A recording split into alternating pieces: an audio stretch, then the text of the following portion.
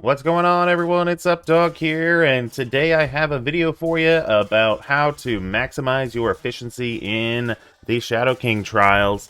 They're coming up again really fast in 2 days from the time that I post this video. I was pretty surprised that they're bringing it back this soon, so maybe that means that we'll have Battle World sooner than I kind of expected. I kind of expected Battle World to be back maybe like early February or so. So I don't know. I don't know if they're I don't know exactly what they're doing here, why they're doing it so soon, but I will walk you through the teams to use and kind of the strategy that you want to do to get the most points if you have not already gotten the 7 yellow. And even if you want to just go through the milestones fairly quickly, maybe not have to do all the nodes just to get the milestones, then this will also help you as well. So I did want to show you, so real quick, if you just if you're not interested in the strategies, you just want to know the teams, make sure you take a screenshot here, and that way you will have all the teams. I will make a save squad list, save squad code for these teams. Basically, the first two are for the first node. That'll get you super good efficiency. And then there might be some sacks in here as well, but stay tuned. I will talk about the strategy for each of those nodes. So we'll break it down. So for node 1, basically, let me zoom in here. This Odin aim team doesn't have to be aim, just has to be low-level minions with Odin. Now some people, you may not have Odin, so you may not be able to get the super efficient run, at least on this node anyway. Hopefully you'll be able to get it on most of the other nodes, because like Mephisto and Odin aren't going to be able to be used on any of the other nodes. So that's something to keep in mind here. So basically what happens is you go into this node, node 1, just basic with Odin every single time. Don't worry about his special, don't worry about his ultimate, just basic, basic, basic. The minions will die. You'll finally get to the last wave of the node, which has like Blade, Oath. I think there's maybe some Moon Knights on that node, but basically Blade and Oath are the main ones you want to focus on. Or you're kind of worried about, actually. So try to get Blade and Oath down as much as possible, but you also have to let them kill your Odin when they're in like, I'd say like, what, 33 to 25% health, something like that. When they're both around that level of health, you want to make sure your Odin dies at that point. Now you can, once this wave does start, you can ult with Odin. That will put a blind on everyone and will let you survive a little longer. Because if you die too soon and you have a bunch of enemies, then it hurts your efficiency score for the node. So you get it down to about Oath, Blade, maybe one or two others left, but then you let Odin die. And then you come in with this team here, the Mephisto team, and you'll try to get as let's see, it's 3 charges. You need to get 3 charges on Deathpool. Now, to kind of help with that, you could replace Guardian or Nightcrawler. No, I think you need, actually you need to build up Nightcrawler's ult. So you do need Nightcrawler. You could replace Guardian or Old Man Logan. I don't think Old Man Logan, you have to build up his abilities that much. But so how I did it was I brought in Gwenpool, and like I said, you could probably replace Guardian with her, and then Gwenpool, when she takes a turn, which she goes before Deathpool, she will give an extra charge to Deathpool. You could also bring in Deadpool. He gives a charge to Deathpool as well. So you could try that. You could try like a Panda, Old Man Logan. Well, yeah, I don't know. No, I think just bring in Gwenpool and make sure you get 3 charges. So that's what you need for later on down in the line. Now, when you first go into the node, you should have, like I said, you should have that blade, that oath, really low. So when you first load into the node, you'll have Mephisto here, and you'll use his basic pact on one of the characters to just immediately delete him right off the bat. So that's what he's there for. And then, like I said, everybody else, you're using basics or you're charging up Deathpool with her ult. And other than that, yeah, it's a pretty easy cleanup on that first node. So here's a video clip I found of the Odin sacrifice attack. I'll just show you what it's like on that last wave. So that last wave pops in and we have Blade and Oath over here. We're just basicing away. Blade does a huge chunk of damage. Now you also may need to reset a little bit to see if you can get this timing right. So this person left the Oath and the Blade here. Blade's about 75%, Oath is about 50%. So it may not matter. I just thought it was better if they had a little less health, but if we're going to build up some abilities, maybe it wouldn't be so bad anyway. So that is how you kind of handle that. Alright, so for node 2, we're going to have Illuminati, and we're going to have Iron Man in there. He gives the extra damage, so that helps with the efficiency. On turn 1, you want to have Iron Man assist Shuri, because Shuri will go first. You want to have him assist her to get a defense down out there. And you could either do it on the Lizard, so you special into Lizard with Shuri, or you can do it on like the far left Craven. There should be 2 Cravens, like a Slayer, and I can't remember exactly who else, but the key here is the Iron Man assist, getting a defense down, so that way you can take out that character fairly quickly, and then hopefully Shuri lands some of those slows, and then you can kind of be off to the races essentially from there. So that's really the only tip for node 2. So I guess I should have talked about node 1 real quick. So some of the top scores that a bunch of people that I was kind of helping with, and they were helping me, we were all collaborating together. One of the highest scores that we got on node 1, the last 3 numbers that you look at ended in 380. That was the first node. And then the second node here, the highest somebody got was 304. So that'll kind of give you an idea of what to expect as far as the score. And it's also helpful if you kind of count your turns, because that's how the efficiency is kind of calculated.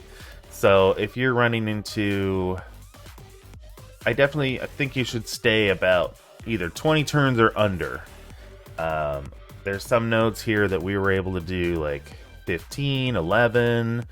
The one node, which I'll talk about here in a few minutes, that we were able to do in 5 turns. 5 or 6 turns is about the average for that one. So that's a major efficiency booster for you.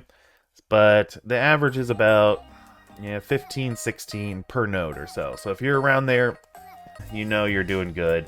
It is an average though, so like you'll be a little bit higher on some nodes, you'll be a little bit lower. But definitely if you are going over 20 or 21 attacks and you still have like a few characters left, then you know you got to reset and kind of readjust things. So alright, so for node 3, we're gonna use a Cabal team here with Agatha and Lady Deathstrike. Now when the first wave spawns in, there's a Darkhawk, and then I can't remember, there's some other characters kind of off to his left.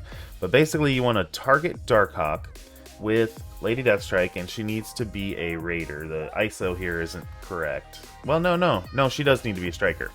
I'm thinking of something else. So she does need to be a striker. Iron Patriot will put out the vulnerables on everybody. So you get the striker attack from Lady Deathstrike, and you have to kill Darkhawk on this one move, on the special.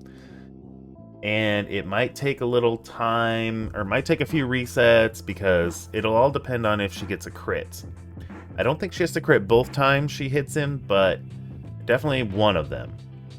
So if he dies, then there's a Black Knight that spawns in. But that's how you want to do it right at the beginning. Lady Deathstrike special into Darkhawk, kill him on that turn, then Black Knight will come in. I don't remember exactly the turn order from there, but this node you can get super efficiency on. You know, you can complete it within like 6, 7, 8 attacks. The turn order from the Cabal kind of gets jumbled up a little bit because of their speed up, and there's some other things I think with the enemies on the node that's going on that kind of messes with things. So the main thing after that Darkhawk falls, the Black Knight comes out. You can use Iron Patriot special and Namor ult, but save the rest of your abilities, because you want to end the node with Leader, his ult. You want to end the node with his ult because he gives a bunch of energy to Cabal members, and they will be all fully ready to go for the next node that you're going to use them in. So that's one of the main key things as well. And then Agatha, so she gets energy from her ult if there's mystic characters on the field. So try to time that out. You want to have the you want to have her ult available for the next node as well. So try to play around with it. Make sure she has her ult at the end so she can use it for the next time. But I remember a couple of times when I was doing this, I used her ult and got it back. There's a couple of times where I didn't. So just play around with it, but finish with Leader's ult. Make sure you have Agatha's ult ready at the end, and then yeah, I would just Iron Patriot special, Namor ult, but then after that just kind of use basics from there. You can maybe use the special from Namor because it's a short cooldown, but that's my tips there. Alright, so for Node 4, we have this Brawler team here, and the only tips I really have is you need to finish this node with the Blade, Thanos, and Nightcrawler ults all ready to go. So it does take a little time to try and figure it out. A skirmisher on Nightcrawler is going to be pretty important to try and land some of those stuns. I think this is the this is the one with like Omega Sentinel and regular Sentinels, and just gotta control the Sentinels. There's like 4 Sentinels I think that spawn, so you gotta control them first, and then when Omega Sentinel comes in, then you gotta need to have another stun ready to go for her. If you don't stun her, it's not the end of the world, but it definitely does help. So just keep those ults from, let's see, Blade, Nightcrawler, and Thanos, keep those available. And other than that, or keep that not available, but make sure you have it at the end of the node, because if you don't, then it's really hard to get through the next time you're going to use them. So that's my tips for that one. Alright, so for the Mercenary node, Node 5, Old Man Logan really helps to have a Skirmisher, and basically what happens is there's 2 Absorbing Mans that drop, and that Skirmisher on him will help him get through both of those Absorbing Mans to flip their taunts. Now, depending on what happened with Deathpool when you brought her in on that sack, she'll get a 1 charge on spawn. So if you started with 3, if you ended that first node with 3, she'll have 4 because she spawns with a charged, and then Deadpool will give her a charged. So then you can delete the Weaver that's on that node, and it's gonna take a lot of resets because if you hit the Weaver, then it gives her speed, and then she does her ult, gets out her charges. So it's finding that balance of trying to get to Weaver, clear those taunts, trying to get to Weaver before she takes a turn. That's pretty much the tips I have at the beginning. Now, if you do have the ult available with Old Man Logan, then you can just ult. instead of specialing. So it also depends on how you approach the first node as well, but if you can open up with the ult, that's the best way to do it. But the special, opening up with the special does work too. It just takes a little bit more time to reset RNG and get what you need. Okay, so for node 6, we got Annihilators. And if your Thanos hopefully is in the green, hopefully he's close to being dropped below 50% though. That's not really a win or loss condition, but it's really nice to have if he's close to that yellow health, because then he'll get triggered and do his passive, and it makes life a lot easier. So if that happens, great. If not, you just have to power through it and hope for the best. You do have to kind of control. There's 2 panda pools on this node, and you have to kind of control them, because once they drop below 50% health, they will taunt. So you kind of have to play that game a little bit with them, control them. There's also a Guardian, there's a North Star on this node as well. So getting through that first wave is a little bit tricky as far as like trying to make sure things happen correctly for you, and also get, good efficiency. And I'll bring up all the efficiency points or efficiency numbers at the end. I was trying to do that, work that in, but we'll work that in at the end. So yeah, getting through those pandas, and then the rest of the node is fairly easy. Now you won't need the Annihilators, even though they are available. You won't need the Annihilators for the second node, or the last node, I guess I should say. The second node that they're available to use. Illuminati's way better at handling that last node, so that's, you don't really have to worry about cooldowns as much, except for Thanos. You want his ult available to use in the next node with the Brawler node. So no, that's not the next one. The next one is the Cabal one again. So this time we are bringing Cabal into that node with APOC and Agatha, and like I said, you want to make sure you have her ult ready.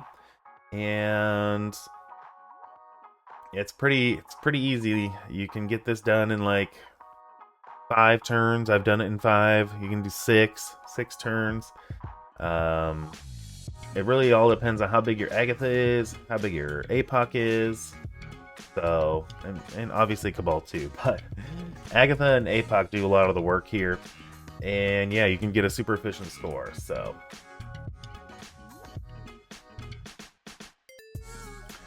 Alright, so this last Brawler team, or last Brawler node, I should say, bringing in that same team. Like I said, make sure you have the Thanos ult, you want the Nightcrawler ult, and you want the Blade ult. And this one, it's fairly easy to get through. The Bishop can be annoying. There's a Rogue, there's a Gambit. But other than that, it's just trying to, if you really want to get super efficient, you just gotta kind of reset and play with it a little bit. Try to get a blind on Gambit with the Blade ult. You're going to open up with Nightcrawler ult, so everybody will be slowed. So try to get a stun on Rogue with Guardian. And like I said, the blind with Blade. And you got the Thanos ult as a backup just in case you need it, because Rogue will taunt if she's not stunned and somebody drops below 50%. So other than that, like I said, just play around with it. You might have to reset some, but it's not too bad if you have all those abilities like a top. Alright, so for the other Mercs node, we're going to go in the same team, no changes here. It's pretty easy to get through, it's just the Old Man Logan show. Now you make sure you put him back as a striker here. So other than that, yeah, it's just pretty easy to get through. Again, it might take some time to do some resets to get a little bit better score efficiency-wise. I do remember that happening, but other than that, it really wasn't that big of a deal. It's kind of funny that in this trial, the second nodes are the easier ones. So, and then the last node is just the full Illuminati again with Iron Man. The main tip for this one has Odin in it at the very end. So my main tip on here is make sure you have at least Captain Britain's special or his ult. Hank, you want special and ult if possible, but if you only have one or the other, that's fine. It should be fine too. Iron Man, if you can have like his special ready when Odin drops, or his ult, I guess, either one, kind of the same as Hank, either one, because you want that energy coming from Iron Man to just keep hitting Odin as hard as you can. The Shuri, you definitely want her ult available, and you want to have as many charges on her as you possibly can, which is 5. 5 is the max, but you want to have her ult ready to go when Odin drops. So make sure you have that, and then Mr. Fantastic, it doesn't matter too much. As long as you have the ult or the special ready, it doesn't matter too much on him, but for sure, win or lose condition is going to be on the ult from Shuri, and then as long as you have a special or ult available with these 3, you're fine. Mr. Fantastic, it's kind of the same thing, but main thing is Shuri ult. That's what you want. Alright, so let's talk about the efficiency real quick. I know I kind of mentioned it a little bit, but I figured it'd be easier to do it at the end of the video. So when I mention 312 or 380 or 360, that's what these last 3 numbers here of the 165 that you'll probably get if you're doing the highest difficulty, of course. And if you're not doing the highest difficulty, that's where the counting the turns comes into play that I was talking about. So I'll cover that here again, just in case you missed it. But if you're doing the highest difficulty, this 300 whatever number that, or I'll say maybe a 200 number. But basically, we'll break it down here for you. So on the first node, between everybody who was collaborating with me, helping me, I was helping them. On the first node, the best score we got was a 380. And I don't have the turn number for that one, but and I think this might have been without the sacrifice. No, that's not. No. So the 380 is with that sacrifice attack that I was talking about with Odin. If you don't do the sacrifice attack, you can still do it in 12 attacks and get a 344. So that's kind of what you're looking for, about 12 attacks, give or take a couple. The second node, we're looking for like 18, 17 attacks, something around that mark. Like I said, if you're going over 20 on any of these nodes, then you definitely want to reset. Unless it's the last one. The last one can take like 20, 21, maybe 22. If you're getting to that point, then if you're getting past that point, then you definitely want to reset. All right, so back to the nodes here. So node 3, we had a 9 attacks or 7 attacks. 384 was the highest score for that one. For node 4, we had 18 and 19 attacks. So again, that's one of those ones where if you go over 20, then you probably need to reset. Node 5, we had 16 or 17 attacks. So try to stay around there. Node 6 is a little interesting. We had one at 16 and one at 20. So anywhere in there is probably going to be a good score. The 7th node with Cabal, Apoc, and Agatha, like I mentioned, is going to be, if you have strong characters, you can get through it in 5 attacks, but 5 to 6, 7 even would be not bad. Now this is all for good efficiency too. Like if you just want to clear it, you just use the strategy I just talked about and you'll be fine. But if you're worried about the leaderboard and getting the higher score, this is what you have to do. So for 8, we had 11 attacks and 10 attacks as the 2 highest, so somewhere around there would be good.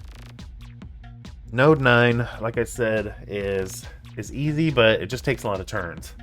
So we had somebody do 17, the next best was 23, and so, like I said, anywhere around 20-ish is going to be okay for that one. And then the last one, also like a 20-ish, 21. If it's going to take 22, I wouldn't reset it. I would just keep it. But there you have it. That's what I got for you. I hope that helps. Good luck on your trials. If you have not gotten him to 7 yellow yet, there was quite a few people that got him to 7 yellow. the first run, but hope this will help you get your 7 yellow if you don't have them already. And until next time, make sure you spend those resources wisely, and we will see you around.